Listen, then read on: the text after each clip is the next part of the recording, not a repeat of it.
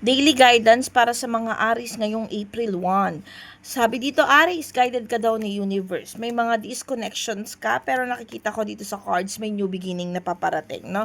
Medyo nakikita ko dito, nagkakaroon ng conflict sa mga Aries kasi may mga bagay kang ini-expect, pero hindi talaga mangyayari, or may mga bagay na para bang pagdating sa finances, inaasahan, pero wag kang mag-alala, hindi man sa ngayon, makukuha mo pa rin yun. Things will gonna be okay, may new beginning na paparating sa'yo sa araw na to. At may a-align, yun lang, wag masyadong intindihan yung mga bagay na nakakapagpa-negative sa energy mo ngayong araw na ito.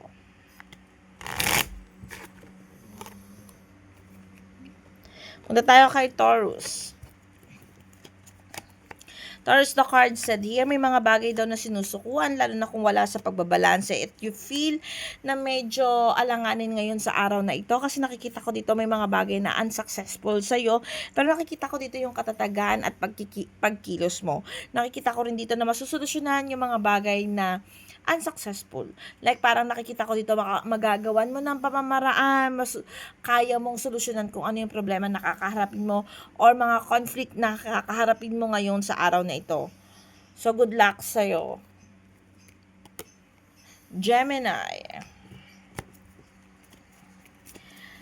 Gemini, the card said here, pag-grab na opportunity. So, kung ikaw yung tipo ng Gemini na gustong gumawa ng pamamaraan regarding sa finances, this is the right time for you. Nakikita ko dito, may mga papasok na pera sa'yo. Nakikita ko rin yung mga paglabas mo, pero may new beginning. Sabi dito sa cards na magpo-focus ka ngayon sa paggawa ng finances o pera. This card showing na kung may binabalak kang maghanap ng trabaho, mag-transfer ng ibang work, mag-apply, or something, magbukas ng negosyo, magiging maganda daw kasi it will start your new beginning today.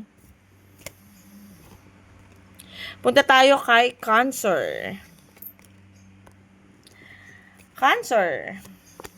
The card said here, may mga bagay daw na sinusukuan, Cancer. Sabi dito sa cards, may mga bagay na hindi pinupursue, lalo na yung mga bagay na pagdating sa finances. Kung may mga tao na lalapit sa iyo para mangutang, medyo iwas-iwasan mo ito. Kung may mga bagay kang bibilhin ngayon, o may mga bagay kang gustong i-pursue, Cancer, sabi dito sa card, pagdating sa paglalabas ng pera, kailangan daw pahalagahan mo kung ano yung meron sa iyo right now kasi hindi siya magiging parang hindi magiging maayos. Kaya be careful kung paano ka gagastos sa araw na ito, Cancer, ha? Virgo, sa card mo dito may mga bagay daw na matutuklasan ka. May mga bagay daw na malalaman ka o masusolusyonan pagdating sa mga problema.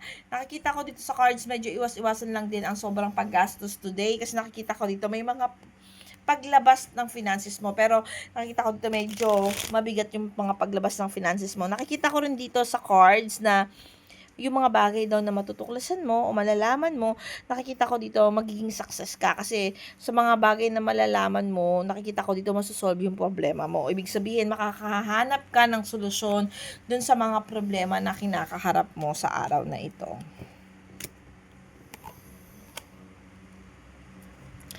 Punta tayo kay Libra.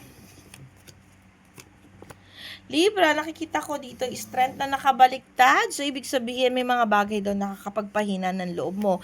May mga bagay daw na hindi ka kayang magawa or something like confused, nakakapagpagulo sa isipan mo, no? Sabi dito, Libra, you need to focus to yourself muna. Nakikita ko dito, kung may mga bagay daw na gumagawa or may mga bagay na nag-negative sa'yo, like parang may mga pagkilos na hindi maganda towards dun sa mga taong mahalaga sa'yo, wag mo daw itong paglaanan ng panahon. Sabi dito, no? Pag mga bad energy, focus daw sa good thing na mangyayari sa'yo. Nakikita ko dito sa cards, may mga bagay daw na hindi dapat may mga bagay daw na dapat ipagpaliban muna.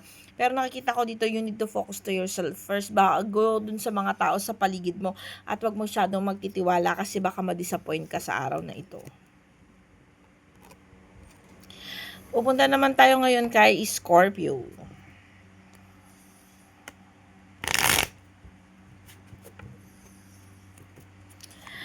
Scorpio, sabi dito sa cards, hindi ka naman daw nabibigo o hindi ka pa rin nabibigo. Sabi dito sa cards, pagkilos, paggawa ng pamamaraan, may mga problemang kinakaharap si Scorpio, pero marirealize mo yung victory. You are still lucky. nakikita ko din sa cards, kahit may mga problemang dumarating sa'yo, nasusolusyonan mo lahat yun eh. Nagagawan mo ng pamamaraan, may pagkilos ka, may paggalaw ka. Nakikita ko dito sa cards na you start new beginning.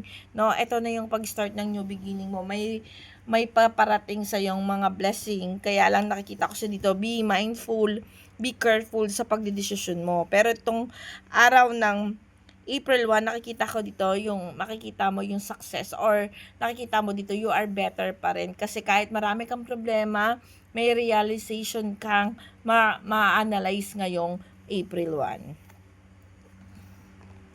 Sagittarius. Sagittarius, nawawala ng pagbabalanse. Sabi dito sa cards, huwag daw masyadong maniniwala sa mga taong nakapaligid sa'yo. Nakikita ko dito, may mga estranghero or something like na parang, nakikita ko dito sa cards, unsuccessful eh. Kung alam kong may mga opportunity paparating, but kailangan daw magkaroon ng pagbabalanse. Aralin mong mabuti yung mga desisyon na gagawin mo, at yun nga, mag-ingat dun sa mga taong pagkakatiwalaan natin, Sagittarius, sa araw na ito.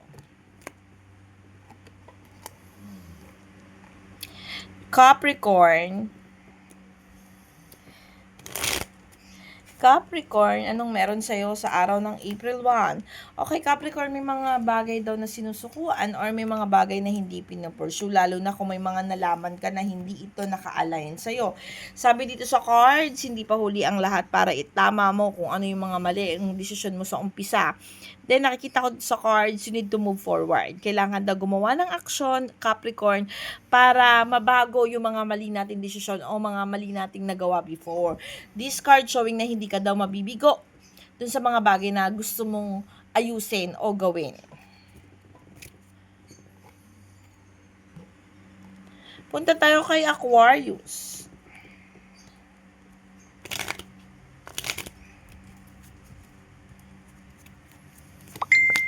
Aquarius, the card said here, you're still victory. Nakikita ko dito, wishes come true ka, kaya lang may mga conflict. Wishes come true ka, kaya lang may mga bagay na nakakapag-stagnant sa'yo. Aquarius, sa araw na ito, you feel loaded and full. Pero nakikita ko dito na i-grab mo pa rin naman daw yung mga opportunity paparating sa'yo, at nakikita ko dito, nararamdaman mo na mas okay ngayon kaysa ng mga nakaraan. Kasi this card showing na you feel better right now kasi success ito. Kaya lang, ayun lang, kasama talaga sa buhay natin yung medyo nag-struggle.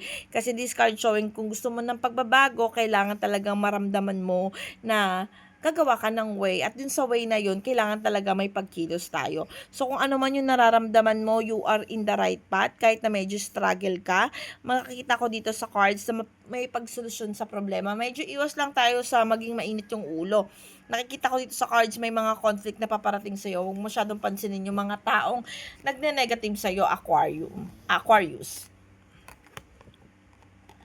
Let's go to Pisces.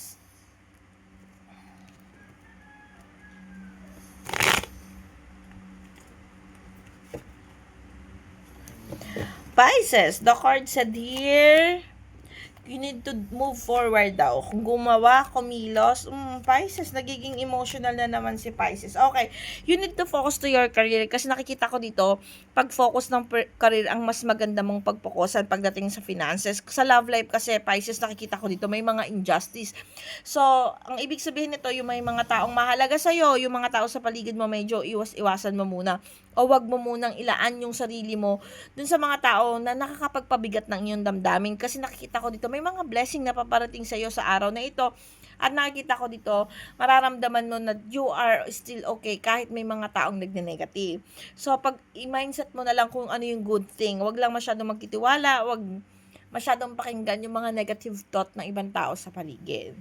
At ito po ang aking daily horoscope. Salamat po sa mga sumusubaybay. Pasensya na po kayo, ngayon lang uli ako nakapag-daily horoscope. At magkukontinue na po ang aking daily horoscope. Paalala po, ito ay gabay lamang sa araw-araw. Salamat po.